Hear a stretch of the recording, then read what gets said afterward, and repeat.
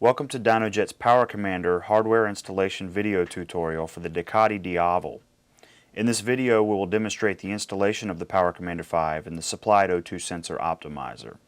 We recommend that the installation of these parts be performed by a skilled technician. We begin installation with the removal of the seat and the various body panels that need to come off for harness routing. Pop the seat off and start removing the body panels with the two intake screens at the front of the bike. Each screen is secured with 4 screws. Next, remove the aluminum side panels that cover the sides of the intake ducts.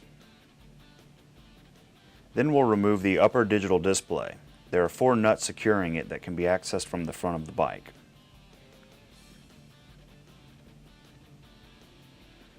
Next, we'll remove the fuel tank side panels. We also will remove the lower digital display with the cover surrounding the fuel filler cap as an entire assembly. There should be 7 bolts securing this assembly to the tank cover. And now we can remove the entire upper tank cover. We also want to remove the lower panel on the left-hand side of the bike that covers the bike's battery so that we can access the front O2 sensor connectors. We will need to lift the fuel tank to be able to access our ECU connectors. To be able to do so, we can unbolt the charcoal canister on the right-hand side of the fuel tank. Disconnect the vent line from the fuel filler cap and let the canister rest over to the side temporarily. Remove the 2 bolts that secure the sides of the tank to the frame. Disconnect the vent line on the other side of the filler cap and lift and hold the tank up with a prop. Now that we have the tank up, we will find a small aluminum bracket that secures a stock wire loom and the ABS unit to the airbox at the right-hand side of the bike's ECU. This bracket will need to be removed and cut so that the wire loom can sit lower and provide clearance to store the additional ECU connectors. You will simply need to cut the left portion of it off that normally holds the stock wire loom, like you can see here. After making the cut, reinstall the bracket and disconnect the stock ECU connectors from the ECU.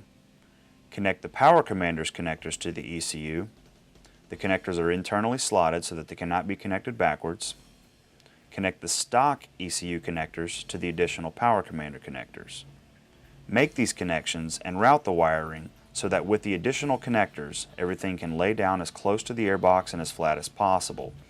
Route the Power Commander's wire harness down the left side of the airbox, right alongside the stock wire harness, and back to the tail section, and install it into the small compartment under the seat. Secure the Power Commander with the supplied alcohol swab and Velcro. Use the zip ties to secure your wiring. Now that the Power Commander harness is routed and connected, we can begin installing the O2 sensor optimizer. Using the supplied alcohol swab and Velcro, we secure the O2 optimizer module to this location on the right-hand side of the airbox and run the wire harness across the top of the back side of the airbox to where we can make our first connection to the rear O2 sensor connectors.